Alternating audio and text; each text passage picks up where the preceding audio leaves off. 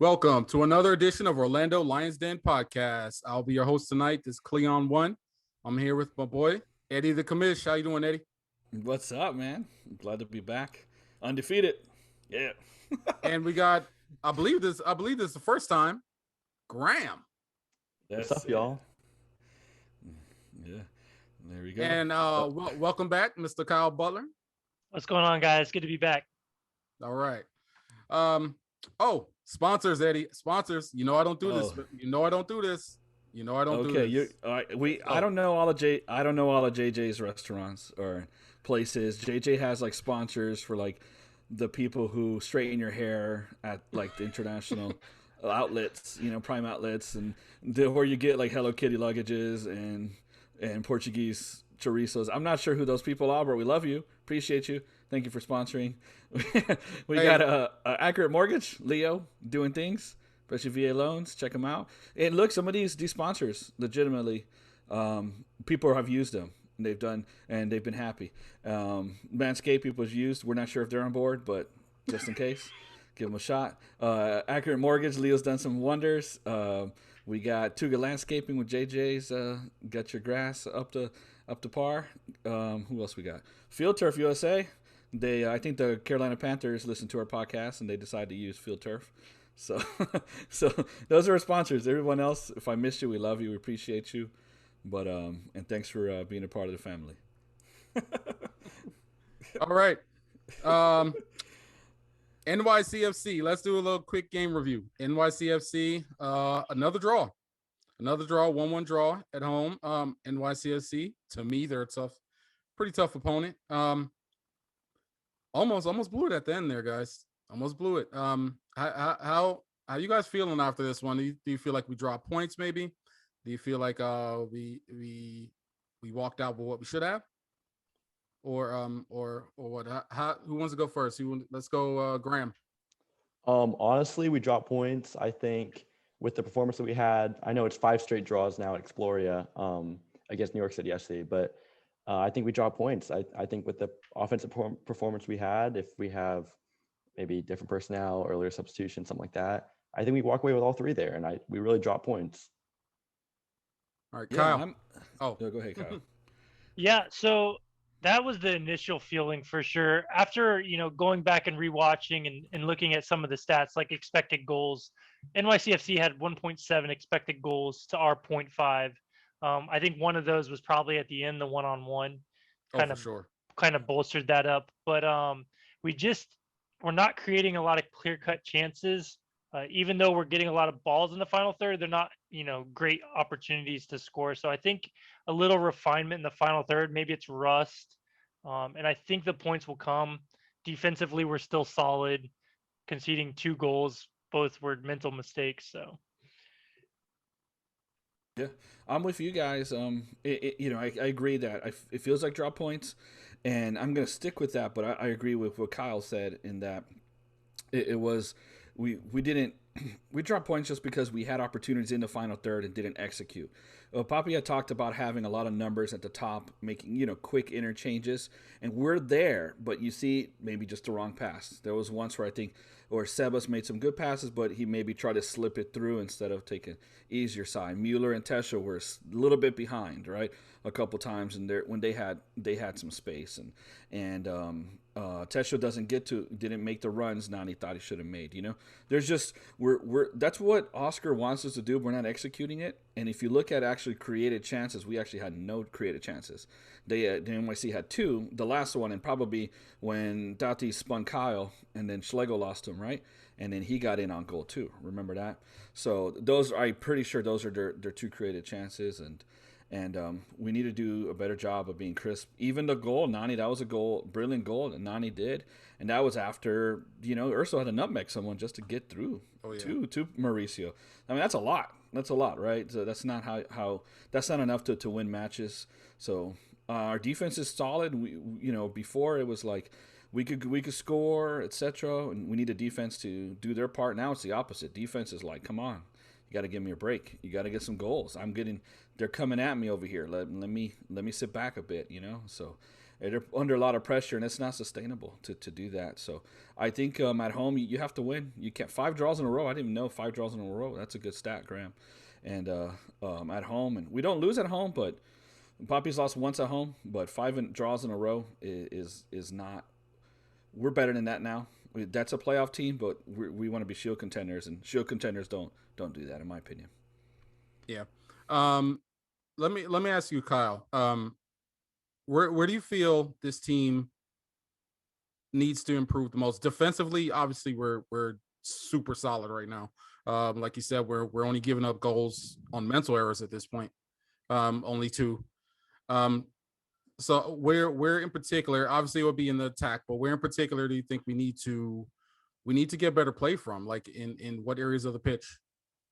Yeah, so I'm going to break my own rule of not bad mouthing any of our players, but when you look at comparatively like a test show compared to some of the other top teams and what they're getting as far as striker play, we just don't have that Rui Diaz type predator in the box that's going to make a magical moment, kind of like Nani has been, but Nani's been doing it from deeper outside the 18, which has been remarkable.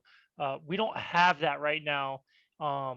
Obviously, Pato's injured, but even if Pato comes back, I just don't know if that consistency is going to be there, if we can rely on him. So I think you either likely have to either bring Dike back, or if you do sell him, you obviously have to bring in a DP. Chris has not been great. Maybe that's partially because he doesn't have the striker to work with and work off of. But I would say our right wing and our striker right now just aren't clinical enough in the box to kind of punish teams. Okay. Graham. I want to piggyback off what Kyle said, kind of.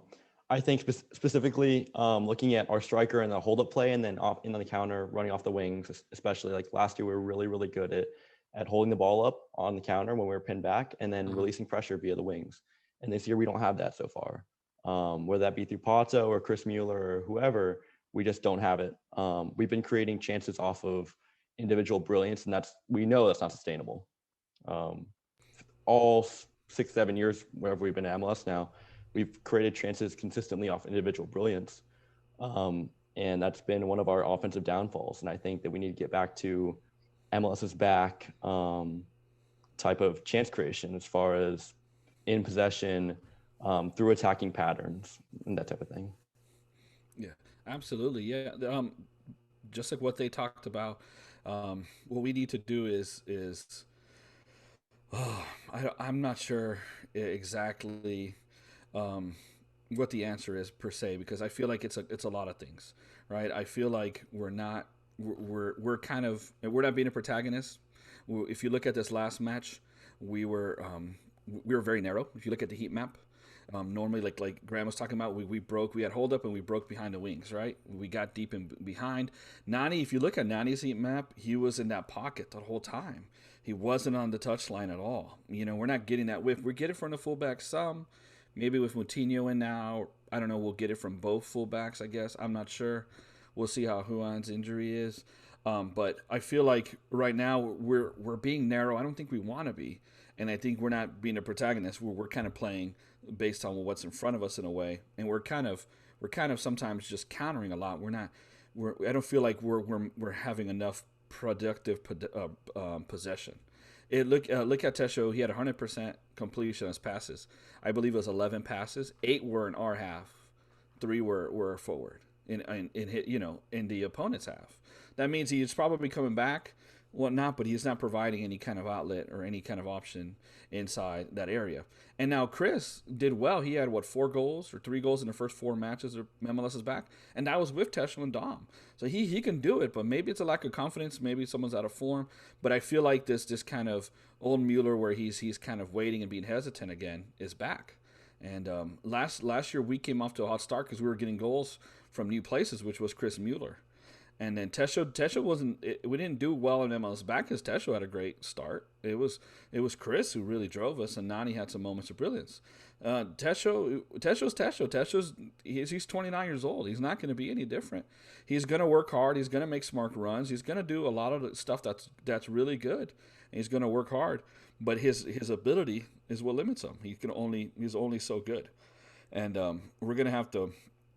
I don't know if we that's causing us to be less creative in possession.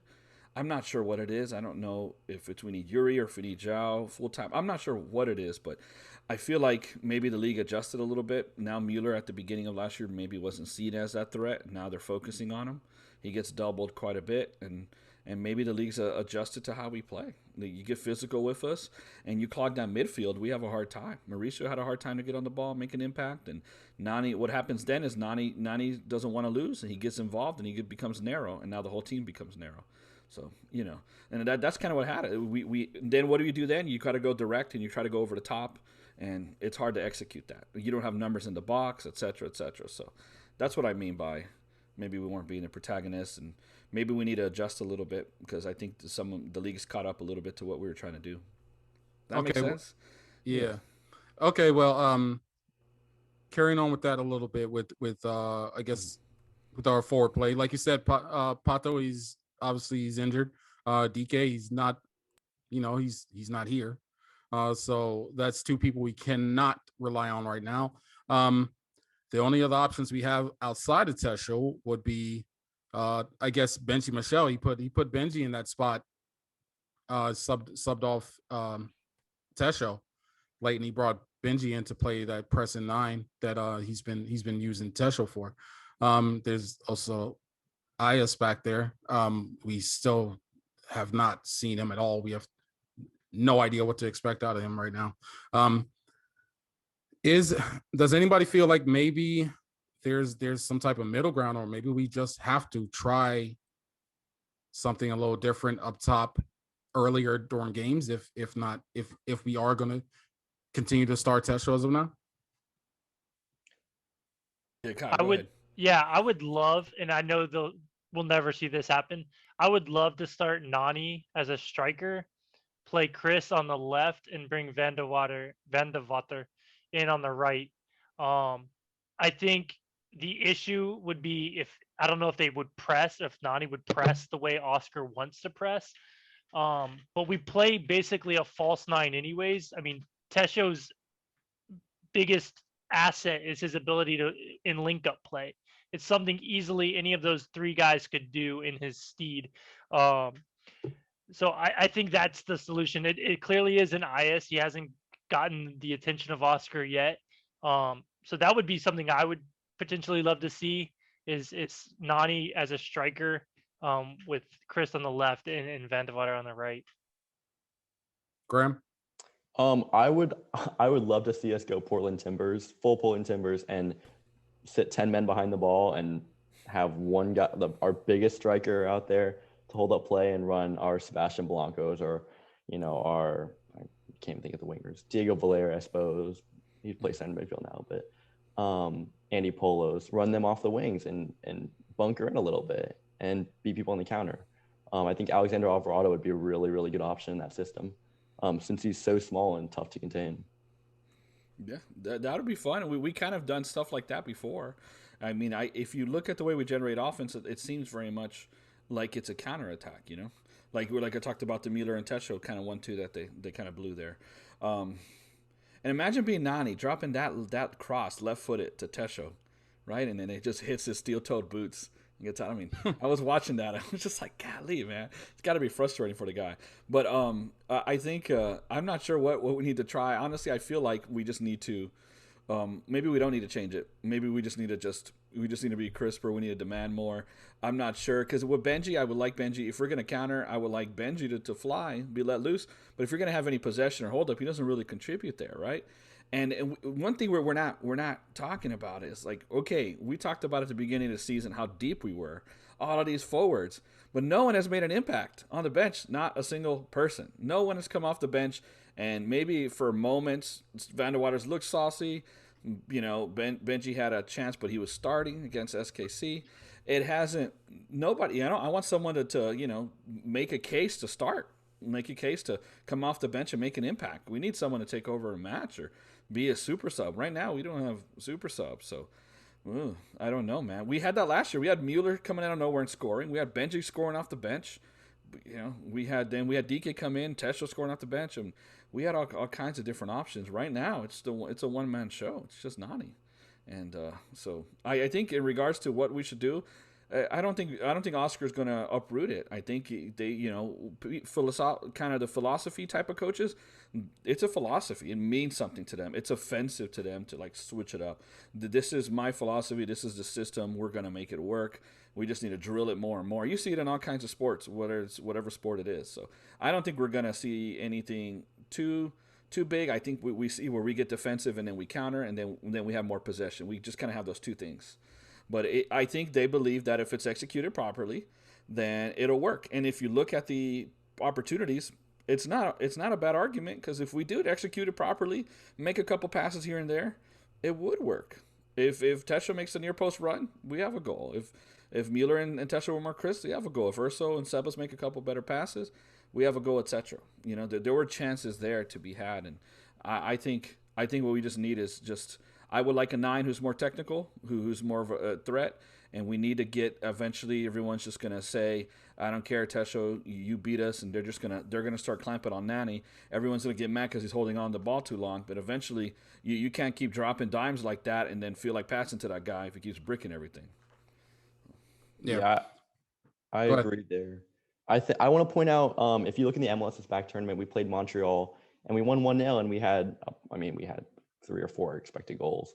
And there's one sequence I specifically remember. It's just a beautiful free-flowing passage of play where we end up with Nani backheeling across his body, and Mauricio Pereira from like 8 or maybe 9 yards out, just sending the ball way over the top. It's probably one of the prettiest goals you'd ever see an MLS team ever score. And it was just for a lack of finishing that it wasn't so. And we only won that game 1-0 off of Rod Fanny. Defensive. Yeah, it was terrible. It was a crap goal. And it was a tough Nelly tap in, and we only won 1-0. But I think we're getting a lot of that right now, where we're playing pretty passages of soccer, and just it's not happening for us. So I think continuing this path that we're on, I think we'll find it. We have a pretty favorable stretch of games coming up, and so I think the future looks pretty bright for us right now. Yeah. I mean, we're still undefeated. 2 goals allowed. We just need to get these ratios a little bit better. I mean, 4 goals in 5 games, right? 4 games? 4 games? 5 games? 4. 4. Yeah, 4 and 4. 1 goal per game is just not going to do it. You got to have your points per game and your goals per game a little bit closer. We're at 1.5 points per game, right? And 1 goal per game. So you gotta get those to merge a little bit better.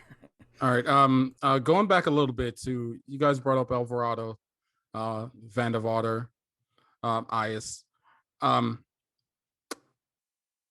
Do you think these guys actually been given a proper chance to? I mean, we can say that maybe they aren't good, but at the end of the day, like for me, I fall back to going back to last year.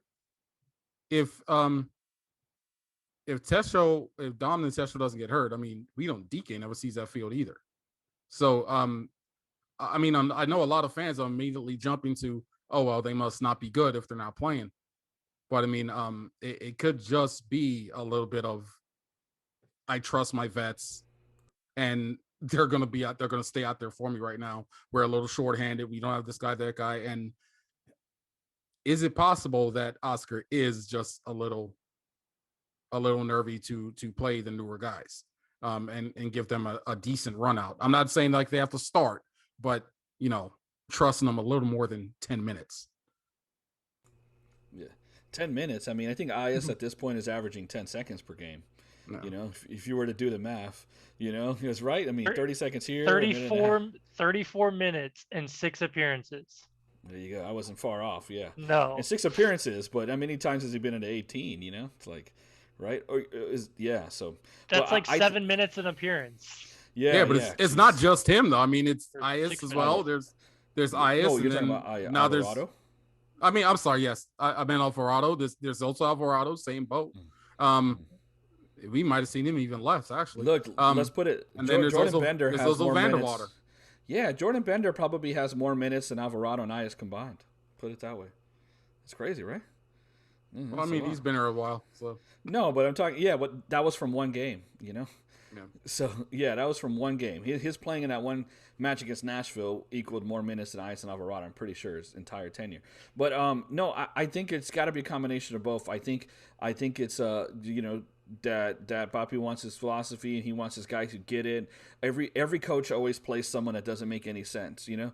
Whether it was Will Johnson, they just stuck with, right, or Lewis Neal, or there's always someone that you're like, why can't this guy get out of the 11, you know? There's always, and it's like the coach on the field, the veteran, the high IQ guy, blah, blah, blah. It's always one of those types. That's obviously Tesho. He drafted him. He probably reached for him based on his college credentials. He, you know, eventually they brought him here. That had to be Muzi, I guess, right? And I think he feels comfortable that he's going to execute his game plan, where maybe Ayes is a little bit more of a second striker, poacher type, and kind of, you know, free flowing, might not do that extra stuff. And so I think that's part of it. And you got to remember too, Oscar, maybe some people just, they have a blind spot. Like we tease about Adrian Heath, like he's the striker whisperer, and he's had like 10 strikers, and the only one that worked out was the obvious first round pick in Kyle Laren, right? Maybe Oscar has a blind spot with strikers. Kristen Coleman, you know, he didn't work out. The only thing they got out of that's a son-in-law now. But as an MLS player, that didn't work out. You might get a grandchild out of it, but in regards to production on the field, didn't work out. And Max Arudi, he's fine. But of all the players in MLS, all his strikers, I believe there's been one season with more than 10 goals, and I think it was 11.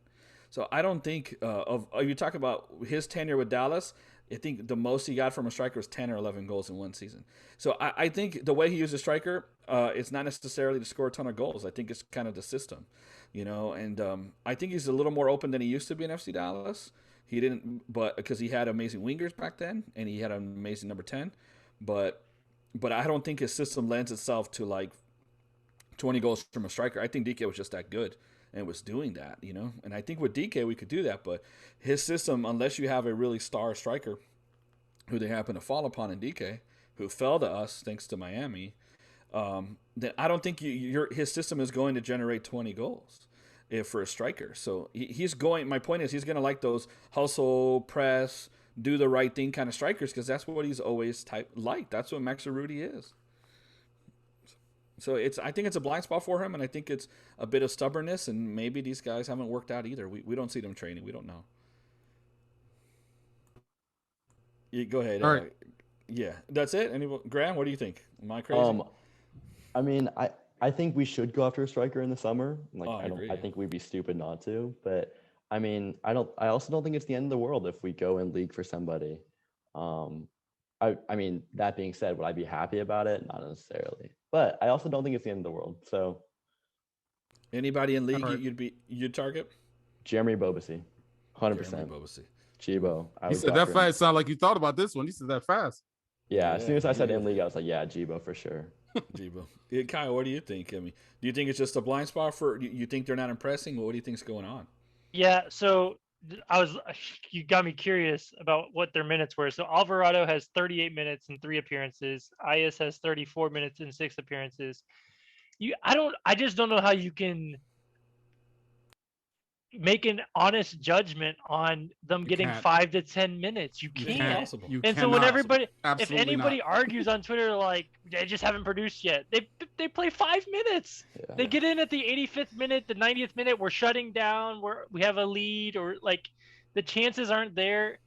It's just those same people want us to bring Dom back or something. Yeah, so, right. Do you remember last year once we all during MLS's back, we went to see Dike, and he was only getting in for about 8 to 10 minutes, and then everybody was like, "Oh, well, he ain't doing much." Yeah. It's 8 to 10 minutes.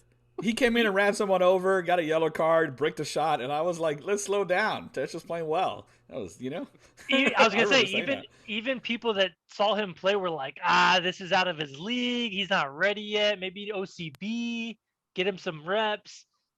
and then like 3 games later he was scoring goals. So Yeah, Yeah, that's uh, true. needed somebody to get injured. They put him in, and boom. I But do what do you? think Yeah, go ahead. I think right now we have a week between games. That's why we're not seeing much squad rotation. I think, like Graham said, I think the chances are going to come. A big note, listening to you guys talk, we haven't talked a lot about Mauricio. He sat out the first 2 games due to Mhm. suspension, working back in a little bit of fitness. I do think he's going to continue to progress as he gets minutes in. I think he's still been a little bit subpar for his own standards. He kind of is the catalyst of our offense, and I don't think he's been that yet. I think it's been mostly Sebas and Nani. Yes, So I agree. I think as Mauricio kind of gets the fitness back and grows into our offense, I think we're going to see chances created like that. But I do think Alvarado and Ayas hopefully will get their chances when we have some of these midweek games or 3 games in a 7 to 9 day stretch. Um, but yeah, I don't know so far why they haven't, because it's not like the guys in front of them are producing all that much. Exactly. So it And doesn't really Vanderwater make too. Like, Yeah, I same. I mean, know. the dudes ain't even getting in. Vanderwater's Yeah, not seeing the field either. yeah, but hey, yeah, it's true. I mean, he hasn't. I mean, I wish I would. I'm just hoping some of them makes a stronger case. Him and Benji have had the most minutes off the bench, right? And I wish, other than Andres Perea, defensive midfielder, I would like to them, like a one shot on goal. All he did was just, get the Riva zone that one time or whatever. They're in a tough spot. We can't judge. We can't. Absolutely right. Anyone who thinks these are bad signings or not going to work out is silly. We don't know yet. But the Mauricio, I think, is a player. It's a good point, Kyle. He hasn't quite come onto his own yet this season, but I think he's a guy who does well with like what Graham says. You get the pressure, he drops deep, and then he sprays it out wide. Look at against Cincinnati. He was both feet just spraying it out wide. And when Nani's as an outlet out there, and then even Nani's goal, what happened there? Moutinho came in, the center back, the right back, I think it was Tinnerholm, and then someone else, I think maybe Jason or whatever, Medina, they kind of pointed at each other to take on the run from Moutinho. I think Tinnerholm slides off, and then someone steps up. Nani saw the space and took it. That was because he came in from wide. There was some whiff there to challenge. So I think once we get a little bit more crisp, a little bit more open, I think Mauricio is a guy, despite his quality, that sometimes you can mark him out of a match if you have a really clogged midfield. You could reduce his impact quite significantly. But when he's got space, he's one of the best in the league. All right. Let's move on to everyone's studs and duds for this past week. I'll start with you, Eddie. All right, so this one, studs, Nani, of course. I think Sebas had another stout match. Got to hand it to the back line. Hand it to Schlegel, man. Another good match. And, of course, Pedro. Pedro bailed us out. We lose without Pedro. Hey, everyone's talking about that last save. I mean, that was absurd to stone Medina like that. But he also had one on Jason earlier. And talk about, what a flopper. That guy's so annoying. Hey, remember the preseason match? They had two penalties or something. It was Jason who was on the ground all the time. And then he got Castellanos on 1-2, a nice shot earlier on a 1-on-1. So those are my studs. I think I thought duds. Tesho needs to do more of his chances. I thought Mueller needs to be a little more decisive. Pick your head up, buddy. Sometimes you just gotta, everyone gets on Nani for like taking 2 people on and losing it. Buddy, go backwards. Kyle's there, or Huan's there, whatever, right? You got one of the fastest right backs in the league. Use them a little more sometimes. And Urso was fine. I thought Sebas was fine. Kyle was solid. A couple misplaced passes that were a little costly, but that's fine. Whatever. It wasn't like an awful match. But yeah, studs, Nani, Pedro, probably Sebas, and then duds, probably I'd say, I guess Mueller and John Moutinho. That was a dumb challenge. I thought offensively he contributed in possession, but that challenge was stupid, and that was a stone cold penalty for sure. So dud moment at least. All right, Graham. My stud would be Sebastian Mendez. He is, as a regista, he's single-handedly winning us points, or at least saving us points right now, especially against Sporting Kansas City. And again last week and again this week, he's controlling the midfield for us, and he is certainly leveled up from where he was at last year and the year before. Yeah. I think my dud would definitely be Chris Mueller. I think what changed most from 2019 to 2020 with Chris was his attacking decision making, and it's bad again. It's not great. And so I don't know if that's just a confidence thing or what, but it definitely needs to be addressed. All right, He's Kyle. He's a streaky kind of guy. So hopefully he breaks this slump and then he starts streaking with goals. Normally he's streaking at the beginning though. Yeah, I do think he's pressing a little too much. Not actually pressing, but just trying. He's trying too much. I don't know if he's trying to create all the time. I think he needs to rely. The thing about our offense that works is the flow, the movement of personnel off the ball. We run like 5 midfielders that all can be on the ball in the same manner. So I think there's times where he just needs to get the ball off his feet and move versus trying to take guys one-on-one. The only other stud I'll throw out, other than kind of what Eddie, Nani and Gallese are obvious, Sebas as always. I think Antonio Carlos has been really solid for us. Rodrigo stepping in brilliantly, but Antonio Carlos has kind of been that backbone of our defense so far this season. Winning balls in the air, kind of organizing out of the back. So I think he deserves a shout. And then Duds, even you could throw a Tesho, but you could also throw in Benji. I don't know that we're creating all that much when Benji comes off the bench. Maybe not his fault. I don't know if the team's providing him with all that much, but for whatever reason, our 2 strikers right now are just not creating a whole lot of chances. All right. And for myself, I'm gonna go stud. I gotta go Nani. I gotta go Nani and Pedro. I gotta give Pedro a shout for that because I was very close to, even I was in attendance for the game, and then even watching the game back, I swear I would have punched a hole in my TV if he would have scored that goal at the end. So thank you, Pedro, for saving my television set. So I'll go with that's my studs. For my dud, I'm gonna have to go. I have to go Chris, man. I have to agree. I have to go Chris. And like you said, Jao, on that, he had a dumb moment. He wasn't terrible overall, I don't think, but that was lost us the game basically with that stupid challenge. That was really dumb. I know he's rusty, but man, that was really bad, bro. Dumb. It was really bad. He stepped on his foot, and then was bad. It was really bad. It was terrible. Completely wrong-footed. It was not great. Yeah. All right. Let's move on to. What you got? Yeah.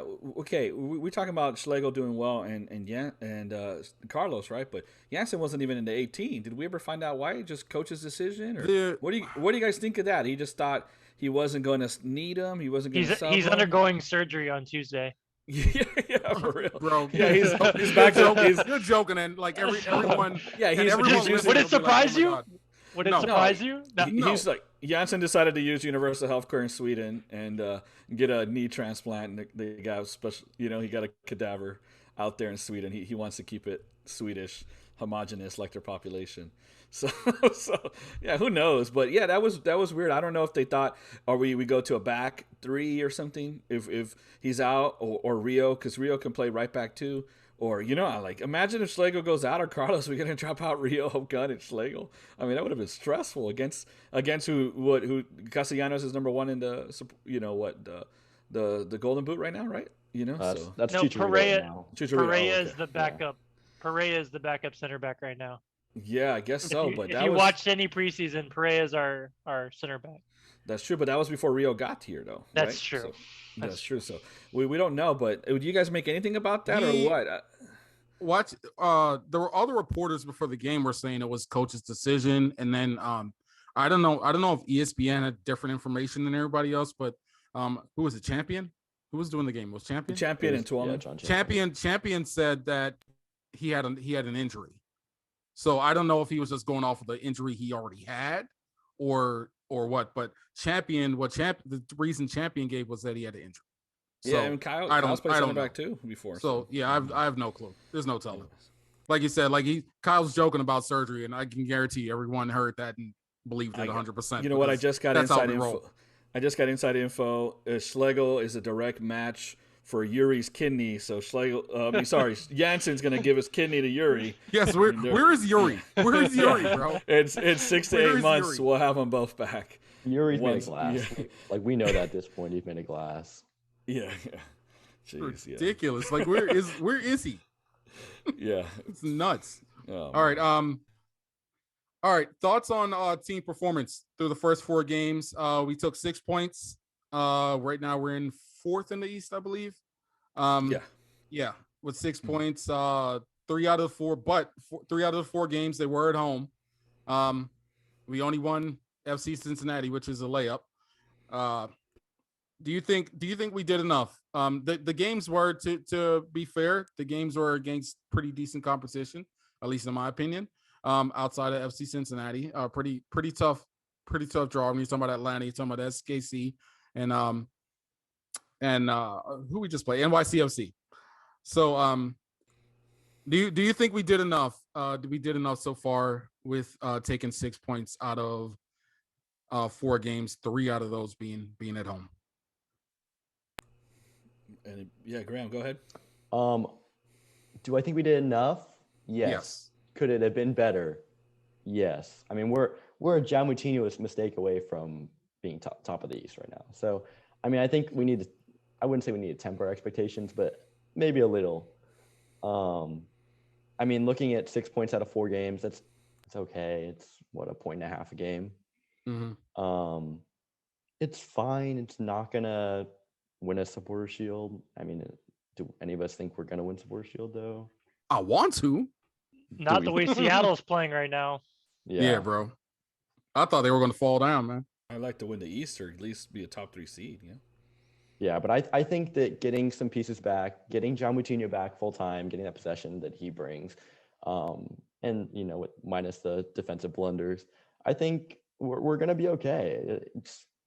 I feel like a lot of the fan base is panicking a little bit after 6 points from 4 games, and I don't think that's necessarily the right response to it. All right, Kyle. Yeah, so Graham's exactly right. This isn't like previous seasons where, we have a lot of home games and then we got to go out west and we got to play Portland and Seattle. Every game, the East is weaker than the West. It is. Right now, if you told me, like, which conference would you rather face, I'd rather face the East. There's not a road game in the East that I'm afraid of going and getting points on the road. Yeah, I agree. Toronto, we get Toronto on the road, next. That's at home. Exactly.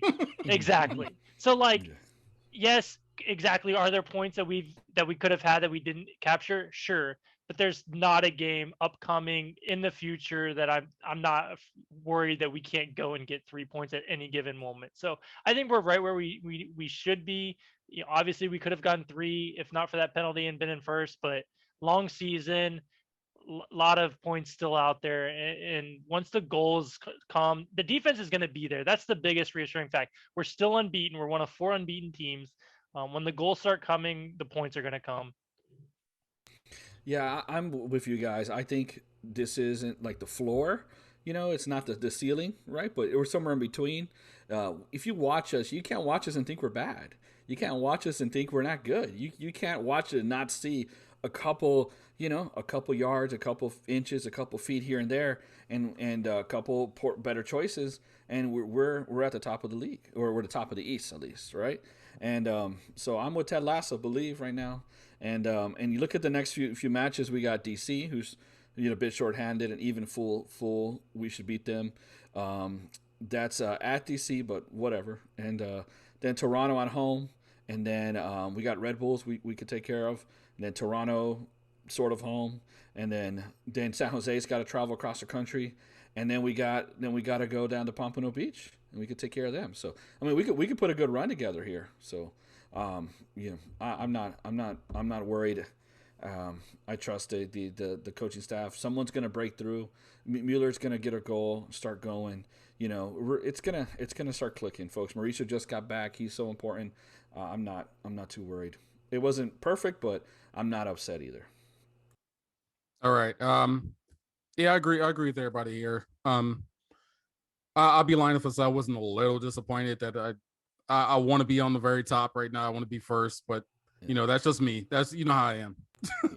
Yeah. I want to be on top. I don't like nobody in front of us. That's that's what it is. It's not realistic, but it's who I am.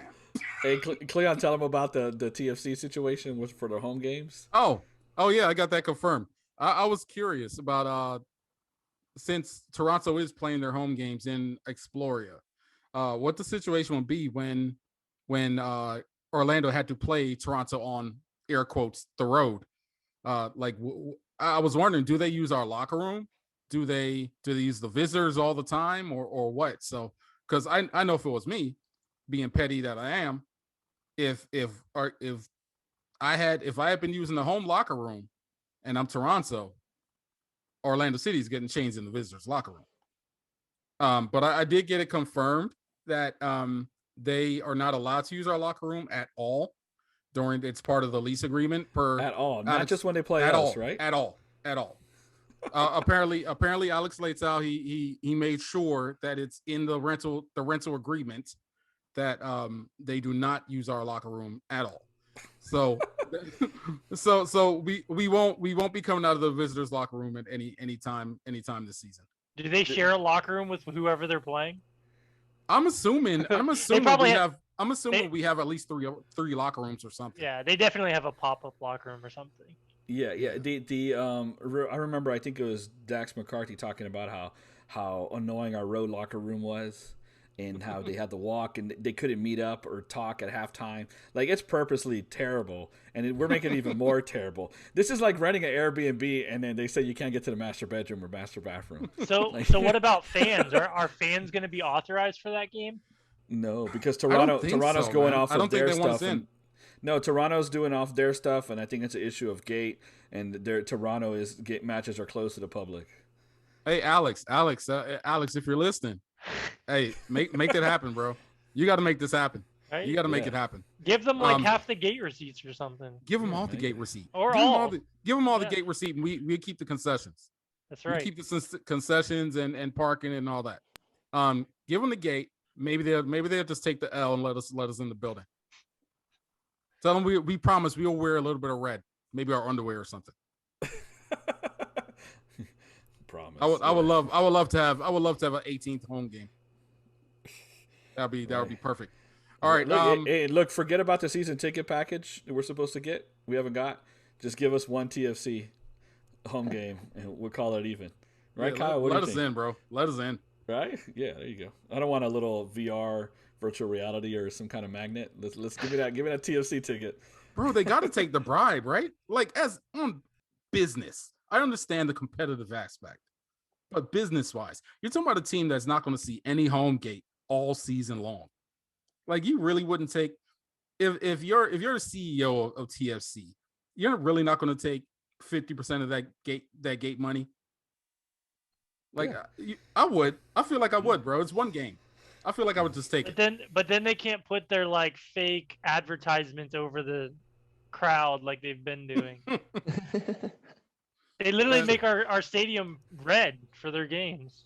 Yeah, I've seen it. It looks ridiculous. It looks. I even noticed it was our stadium at first. I was like, "What is this place?" It looks so bad. It's Exploria. Yeah, until you see the wall, and you're like, "Oh, wow." Exactly.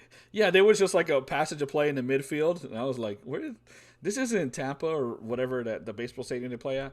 And then I realized, oh no, yeah, absolutely. All right, let's play a little rapid fire. I'm gonna go round table. Gonna say a player's name, and you give me a 1 to 2 word description, I guess you would call it, on the player. Let's go. Graham Tesho. Really good at pressing. Really bad at everything else. Eddie. Oh, you know where I'm going. You know who I'm asking, right? Eddie. Oh, okay. The accountant. Oh, the accountant. Kyle Smith is a human embodiment of a B+. Oh my God. Hey, Millie. Kyle. I'm sorry. Kyle. Let's go. I'm gonna throw you a softball. Kyle, who on? Underperforming. Ooh, I like that. Kyle's saying it. Yep. Yeah. All right. Cleon, Let's for see. you. I got one for you, Cleon. Yeah. You give me one. All right. Sebas. Oh, he's a beast, bro. He's been a beast. He's been a beast. Career year. Beast. Yeah. Career year. Bring me my money. He might be the next guy I'm getting 20 mil for. At He's this only rate. 23 years old, right? Hey, man. I might be getting 20 mil for him next. Hey, speaking of him, I mean, he could get called up too, man. Remember, he was playing a lot for Ecuador last year he didn't, and then he kind of lost his job. And the form he's in, you call him up. Oh, speaking of sales, this wasn't on the schedule, but Daryl Dike. How you guys feeling? You guys with our injury situation, I've seen a couple places on Twitter, things like that. Do you try to talk him into coming back for the rest of this season? Or do you not risk him possibly underperforming or whatever and dropping that price tag down if nobody offers immediately after the promotion playoffs is over? Do you try to talk Daryl Dike back into coming and finishing out this season and then letting him go at the end? Or is it you take it summer, you strike while it's hot and move on from there? Let's start with Graham. I'd say no.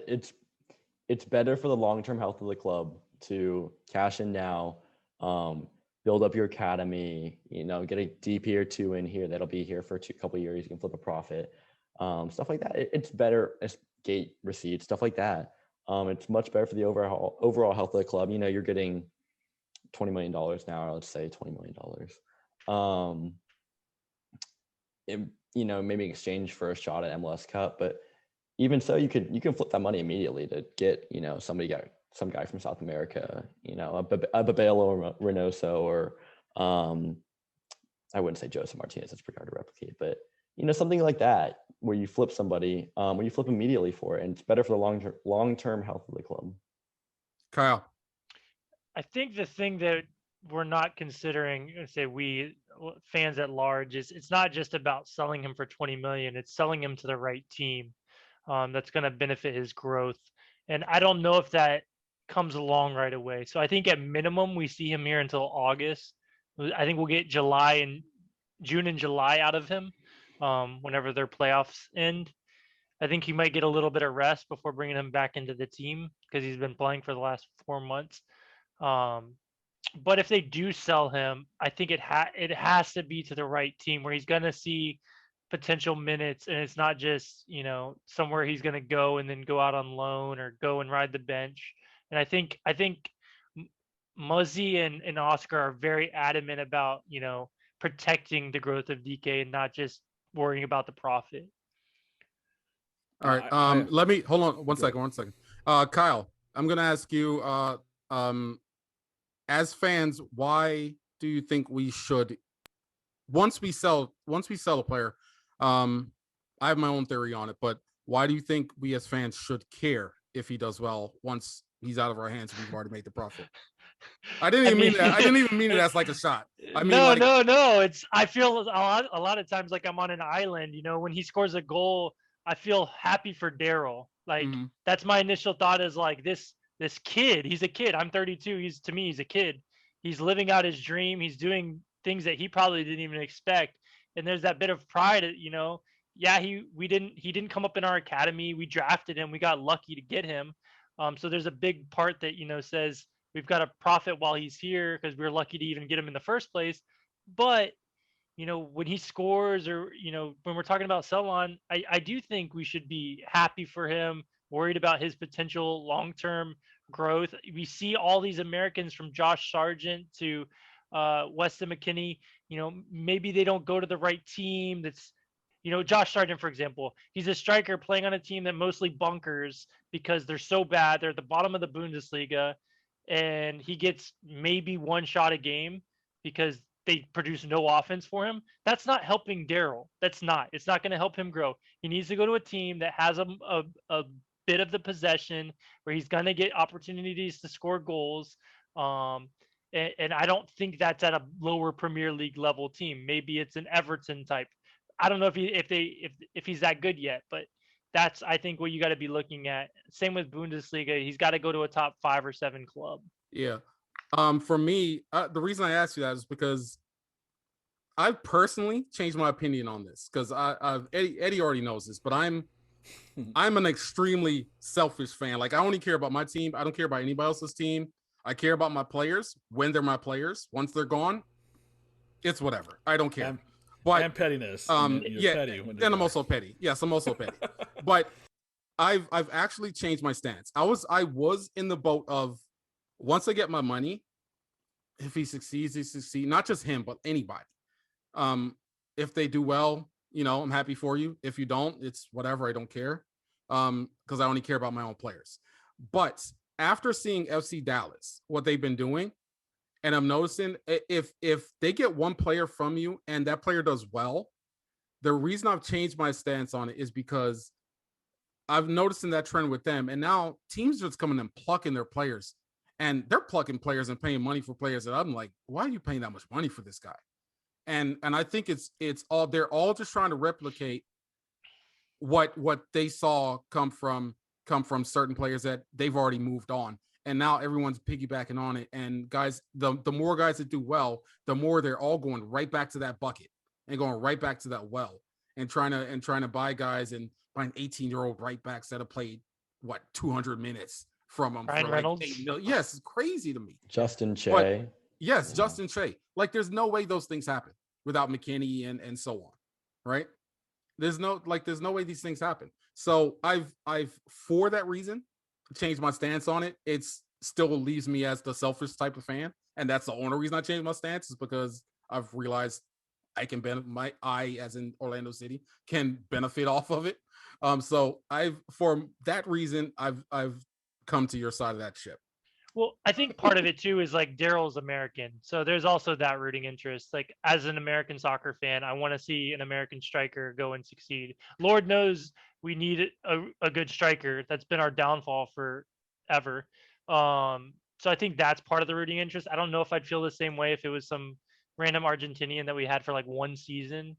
I may not be as like tied emotionally, but I want to point out what Miguel Almiron has done for Atlanta United, and that kids in Paraguay and Argentina and because Almiron played for Lanús, are now watching Newcastle every Saturday morning or whatever, and looking at Miguel Almiron and they're saying, well, how did he get there? And so now Atlanta United is getting interest from the Pity Martinez's, from the Marcelino Morenos. They were in for Jefferson Soteldo, who eventually went to TFC, but they were in for him, and I'm sure he had mutual interest. And if we can become that type of hub, I know we don't have the money for it right now. We might with the new ownership possibly, but if we can become that type of hub, we can become the Ajax of the South or whatever. And that's really, really healthy for our club long term. That's awesome. I like piggyback on what you both said. I'm with you, Kyle, in the personal aspect of it. I just the American part, being an American, like children of immigrants too, is relatable. Just the whole story. Like, how can you not root for that? And he just seems like such a nice guy. I'm like, you want to see him succeed. Yeah, he's such a good kid, and the joy, like that's, you want your kid to play football and be that happy when they score and have that much fun, right? That's what you want. And then I heard podcasts talking about why Bayern keeps going back to the Dallas well, right? Bayern said, we have, Bayern the Bundesliga is a joke, really. They just buy whoever's good below them and just demolish them, and for the most part, right? So what they said is they got that country, they got every corner, every nook and cranny pretty much found out, right? If they slip through, they'll wait till they're good and just buy them. So they said in order to scout America, it would cost so much to set up, right? They basically just use Dallas to scout. Dallas has built a culture from Oscar Pareja, who built it, and have built a culture of players playing a certain way, of behaving a certain way, players who can take a challenge and go to Europe at a young age. They've built that, so they know their players are brought up that way. Munchies has kept the same zeitgeist and whatnot that Oscar and others have built there. So they know what type of player, different abilities, but what type of philosophy, what kind of mindset, mentality they have because they set something up. Selling a DK and having longevity and continuity here can establish Orlando as that. That creates us that gives us opportunity to transfer out. That gives us better access to people like Graham's talking about to come in because they see us as a launching pad, right? So that's and these clubs, these other clubs, what held us back with partnerships with Benfica, with Stoke, whatever, is just we didn't have this kind of culture where we're pumping out players, right? And so they're not, why are they going to give us a player on loan if nothing's going to come of it, right? Estrella didn't play, Ramos, whatever, right? These kind of thing. Why are they going to give us somebody? So if you could have some kind of give and take and that aspect where they're gaining from it and you're gaining from it and there's growth, then you're going to have like a machine there where everybody kind of wins. And selling DK and having him succeed like Kyle was talking about in the right setting will be hugely instrumental in making sure the framework is set up there for longevity. If he goes somewhere and doesn't do that well, then we don't have this star like he is right now, this rising star blowing up some league, and everyone says the Orlando City product from Orlando City, and he could talk about how Nani took him, put his arm around him and shaped him, and Oscar taught him this and stuff, and if he succeeds to do, he that'll look good on the club overall, and that'll multiply exponentially in my opinion. DK gets sold to a good club and does well. I mean, the ramifications, it's club changing in my opinion. It could change the entire paradigm for Orlando City. And second of all, I mean, on top of that, the reason you want him to succeed is simple. Sell on clause. We forgot about that. Sell on clause. You want to be selfish? Yeah. Sell on clause. If he goes to like what Laren did, went to Besiktas and then got sent to like the ends of the earth, and now he's doing well, but it took a while, right? Because it probably wasn't that thought out in the first place. Then the sell on clause is going to change. Right now he's transfer market's worth about 10 million. Dike is being talked about at 20. And look what happens. So if we get him to the right place, then sell on clause, and then the next guy's got a sell on clause, et cetera, et cetera. All right. Graham brought it up a little while ago.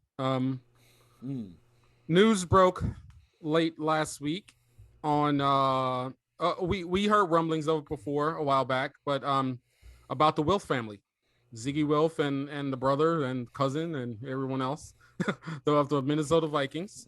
Potentially, they're rumored to potentially be buying Orlando City, and it could close as early as this week. I want to get you guys' feelings and thoughts on the pros and possibly and any possible cons you might have on something like this happening. Let's go ahead and start with you, Eddie. All right, so pros, they commit more to the club, right? They have a great training facility, an amazing stadium. Well, the stadium, it kind of shook down the city, I think, a little bit for that, but they pump money into it. The Vikings are not without anything, They're well funded, they're well supported, they have a great fan base. They've taken care of that. They see that. They're not dumb people. That's a pro. Flavio is around more than people think he is, but we as you can see, we don't have this big transfer budget. We had a situation with the stadium, etc. These guys are, I think, worth about $5 billion or so. So that's a whole 10 times what Flavio's worth. So you would think that would transfer back into the club. You would hope, right? You would hope you get kind of an Arthur Blank situation. But the cons is, if you look at these football guys, besides Arthur Blank, who I think, his son plays soccer, etc., I think he was more of a soccer guy than people thought, maybe more competitive than people thought.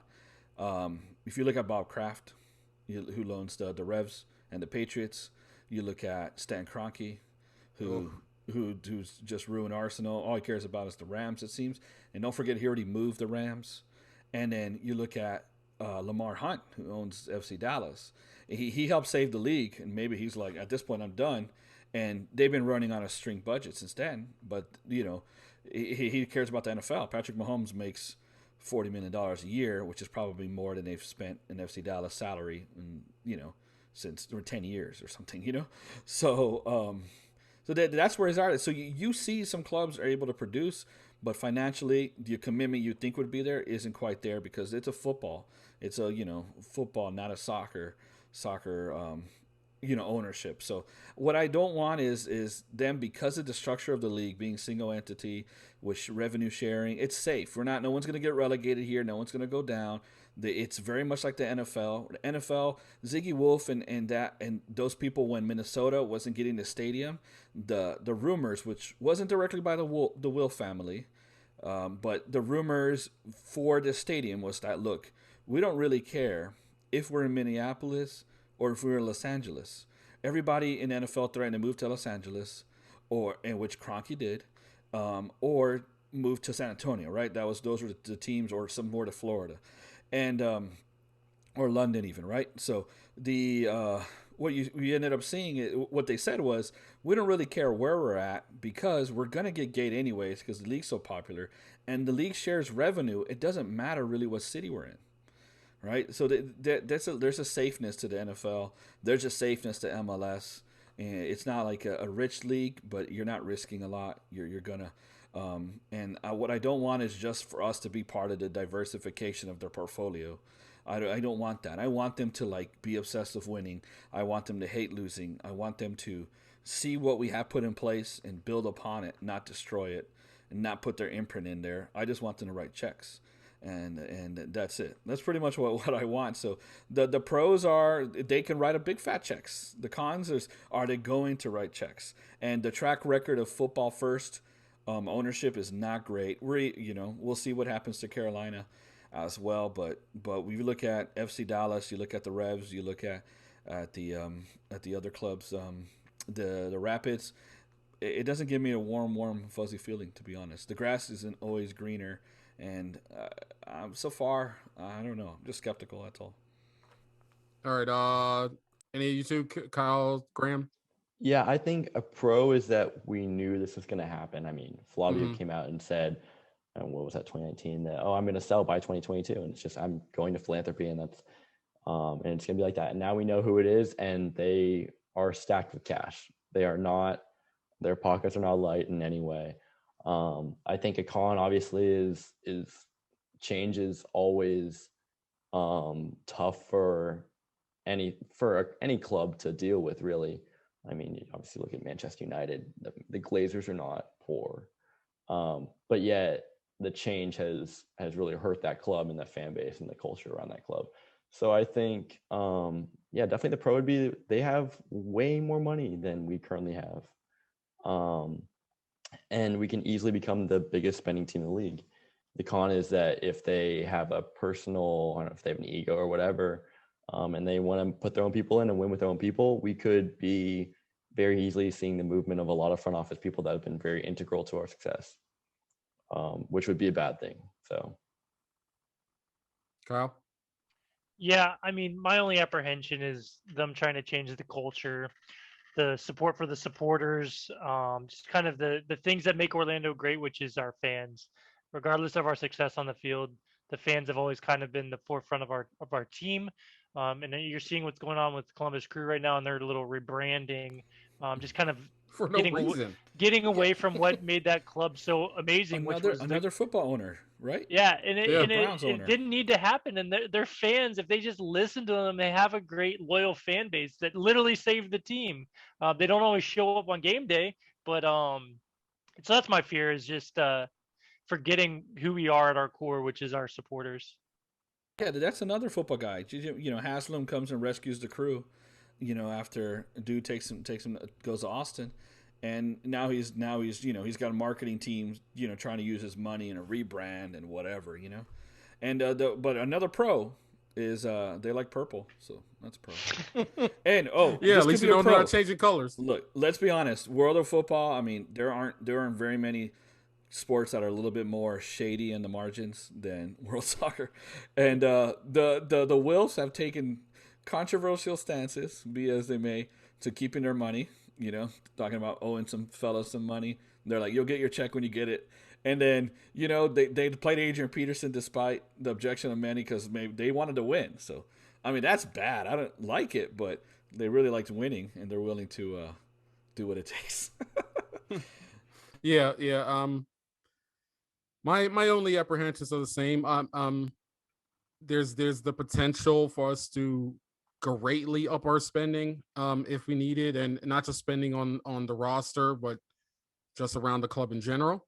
Um, there's that potential of that happening. The apprehension is a lot of times we've seen many of the richest owners come into this league, and they might have deep pockets, but they're not necessarily willing to use those pockets.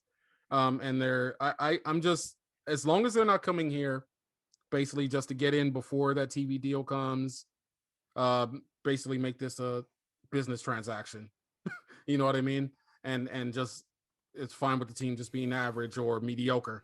As long as they're in this for the right reasons and they want a team, they want a team to win, to be a champion, and maybe they feel, oh, this is, MLS. Maybe they don't.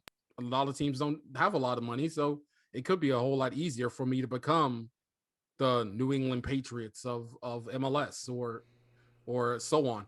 Hopefully they're here for those reasons. My only other apprehension is, like you said, them potentially coming in and wanting to start at the top, and I'm gonna put my guy in here, whether he knows soccer or not. I'm gonna put my guy here because he's my guy, and I've known him for 20 years, and that just filters down through the club to where you have a non-soccer guy hiring non-soccer people.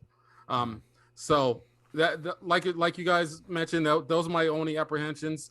It could go really good, it could go really bad, and only time will tell. And hopefully once this does happen, which it sounds like it's going to at some point in the near future, hopefully we'll get a whole lot more answers from the press conference or whatever once something is announced. If it does happen. I want to lay a little groundwork too. So they own the Vikings, right? They wanted to they got the city to kind of build them a stadium, right? Rumors are threatening to move. They wanted to buy the rights to Minnesota United. They lost to the United Healthcare guy and a group. They wanted to play They wanted to play soccer at the football stadium, right? Then that didn't work. So to me, they're trying to buy low. They're buying an expansion team with upside, right? That sounds like an investment to me. And then they don't get that, so they settle for what? An expansion team in Nashville, right? So what they give up for Orlando is a team that was up and coming. You have the cost. I don't know. Flavio's supposedly asking for 6. They're wanting 4.5. 450 million, 500 million. I'm not sure, but with that comes a stadium. That comes the Orlando Pride. With that comes the academy and the first team. That's a lot. If you look at the expansion fee, and you add a stadium, and you add a NWSL and an academy, it's not a bad deal, right? And a decent roster. And a decent roster, up and coming, and with the supporters we have, with a stadium in downtown where it's at. So right. and a stadium that's getting tons of leases with U.S. and all kinds of tournaments. It's smallest investment to me, but we'll see. All right, let's jump into our score predictions and previews for DC United, who we have next on the road. How you guys feeling about this next game? And then give me your score predictions. Graham. I really like this matchup for us. Obviously, DC United's new manager, Hernan Losada, who comes in and his philosophy is all up press. And it's almost like San Jose last year, minus the man marking. But I think with the midfield that we have in 3 really good passes to the ball in Pereira and Mendez and Junior Urso, I think we can really take that apart and play through that press and get out on the run and score a hell of a lot of goals. All right, score prediction. I'm gonna go 3-1 Orlando City. All right, Eddie. Yeah, look at the way DC, they have problems kind of defending against the wings. I think this is a chance where we could go wide and attack at that point.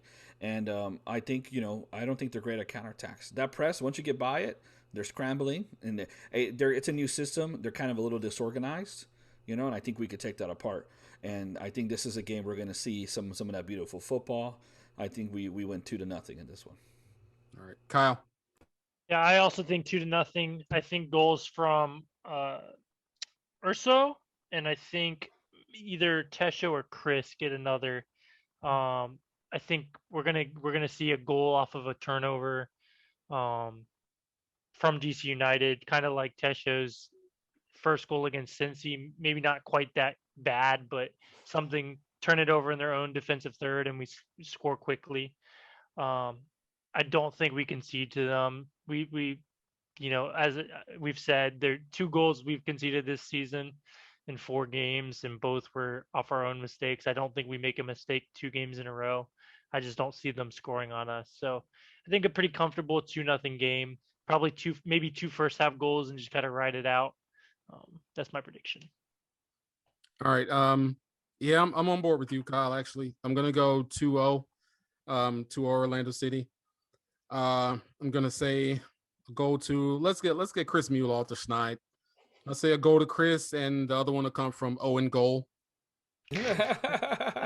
Owen goal. That's a homegrown. Owen goal. He's a homegrown. That's it. I'm gonna say Mueller. He's been around as Chris Wondolowski. That's right. You're learning the game. I'm gonna say Mueller too, just to get him off the schneid. And I don't think DC's great on the air, so I think we have to worry about their crosses. They send a lot of crosses in, and so we've been good in the air this year. Actually, no crosses, no set piece goals. Don't want to jinx it, but I think Antonio Carlos gets his head on one every game. I'm gonna say he finally gets one. So Mueller, and then we get a Carlos goal off a set piece, just because I want to see it happen. And I'll go with a goal from Benjamin Michel, a goal from Junior Urso, and then a goal from Brendan Heinzike own goal. Oh, he even. Ooh, I like that. Called him out. I love it. I like that. All right. Last segment before we're out of here. It's time for shout outs. It's time for random shout outs. I'll go ahead and start random shout outs for you, Kyle, or you, Graham. You just shout out anything around soccer or whatever random thing in general. I want to shout out. Oh, go ahead. I want to shout out Rubio Rubin. That goal was insane. Against San Jose, that was ridiculous. That will be goal of the year if it's not some Atlanta one. And also I want to shout out Cleon, thinking he can beat 1,000 toddlers at a time. Bro, he most certainly cannot beat 1,000 toddlers at a time. Kyle, my fellow Army brethren. Kyle, people forget Cleon's a veteran too. I am a hand trained killer. Kyle, are you trying to tell a toddler is 2 to 3 years old? You trying to tell me I would have a problem with 1,000 barely can walk, can wipe their own butt toddlers? They would get on site. It would be over. Kyle, you're gonna be a dad in a month? A couple weeks? Yeah, 3 weeks. In 3 weeks. So you gotta think about if your toddler was 1 in 1,000. What is your answer? Oh, Cleon's kicking my kid into the sun. One big yeet bomb going kapow to all these kids. It's easy. You just start swinging. You start swinging your legs. There's nothing they can do. It's easy work. I don't understand. I don't even understand how this is an argument. It's easy. It's about getting tired. Okay, and that leads to my shout out. Someone who never gets tired is Chris Wondolowski. Like Wando, I'm finally getting over the Belgium thing. It's absolutely absurd. This guy looks like a PE teacher, and he always finds a way to get open and score. He never gets tired. He's saying it's his last year because of his family, but he looks in better shape than before. He went on some health kick. He looks thin, slim, and trim. And he finds ways. So unless you're Wando, I think $1,000 wears you out. But just to give a little context, we have a chat, and we have one of those, would you rather face 10 chicken-sized gorillas or 1 gorilla-sized chicken kind of debate, and turn into attack toddlers, and it's been going on for a couple of days. So shout out to our weird chat. I'm insulted that anybody would think I could have handled 1,000 toddlers. It's easy work. Easy work. All right. Kyle, what's your shout out? I got two shout outs. So my first shout out is to the Miami or Fort Lauderdale FC Siege supporters, the Atlanta United Resurgence supporters. Trash. They couldn't find a way above us in the standings, but they found friendship. And that's what matters in life. That's all that matters. They suck at soccer, but they love each other. That's cool. Also, moment of silence. Rest in peace to our fallen brothers, Maxime Chanot and Kalins. They went down in a heap of glory. I just hope they're okay. I hope it wasn't career-ending injuries. Thoughts and prayers. R.I.P. Oh my god. Bro, you scared. You have no idea what you scared me with, man. Because you say R.I.P. and I'm about, shout outs. I'm about to go in on somebody, and then you come with the R.I.P. You know you're military, so I thought I thought something bad happened. I'm like, there's no way I can go on after this. I was about to get the POW MII flag out. Hey man, hey. All right, so my shout out, it's gonna be to JJ's not here today, so I'm gonna have to continue. My shout out is gonna have to go to you Minnesota United fans one more time for the third week in a row. One more time. You almost had it. And I was there. You were up 2-0. I shut the game off. I was like, it's a wrap. It's over. 2-0. Yeah. No way they're gonna lose this. Next thing I know, goal. Next thing I know, another goal. I said, I got to turn my TV back on. I turned my TV back on. Before I can get the channel, they're celebrating the third goal. They're celebrating the third goal. How do you lose that game? There's a pettiness I was talking about. How do you lose that game? Inchy ball. Hey, that 8-year plan. That 8-year plan is about to pay off in a minute. Just gotta wait one more year. Wait one more year. The amount of money those owners have put into that team, his seat has got to be on fire. Like, there's no way. You hear that crackling? That's that toasty butt. He got the hot seat. If there are any Minnesota United fans listening to this podcast, open that glass box and smash that panic button immediately. Smash it. Yeah, I mean, when your coach says, part of why Inchi got fired so quickly, everyone blames the ownership, blah blah blah. Remember, or Flavio, it was Phil Rollins who did the deed, right? And part of it was he lost the locker room. And how do you tell your team? This is like in the book of 101, what not to do to lose your locker room. When you say, hey, we're getting bombarded, I thought we were going to lose. So with 20 minutes left, I went for the draw. What? Yeah, my DP, you know what? Hey, let me take you off, Messi, Ronaldo, because we want to hang on for this draw against Atletico Madrid or whatever. After starting with not scoring and being up 2-0 at home and then losing, that's how you lose a locker room, man. Hey, man. Hey. All right, so yeah, that'll be it. That'll be it for this week, bro. That'll be it for this week. I gotta say, peace and salutations to all of you. Anybody got anything to say on the way out? Hey, thanks to Graham and Kyle for joining. Graham's debut. Us, Graham has grown up in front of our eyes from one of the toddlers attacking Cleon on the wall to a young man. And Kyle, but hopefully, we'll have you guys back on. If not, by the time, Kyle will be a first-time father here soon. Be a dad here soon. Hey, yeah. So hey, if anybody else is doubting, the U.S. Army's training regiments here, bro, I don't care if I'm 40, how old I am now, man. I'll let you know right now. Hands. Line them up. Y'all got $1,000? Yeah, if y'all have $1,000, line them up right now, and they all going down. Guaranteed on site. That's your Army recruiting spiel right there. Be all you can be. Thanks, guys. It was a pleasure. All right. Man. Thanks for coming on. Peace out, guys. No pato, no party.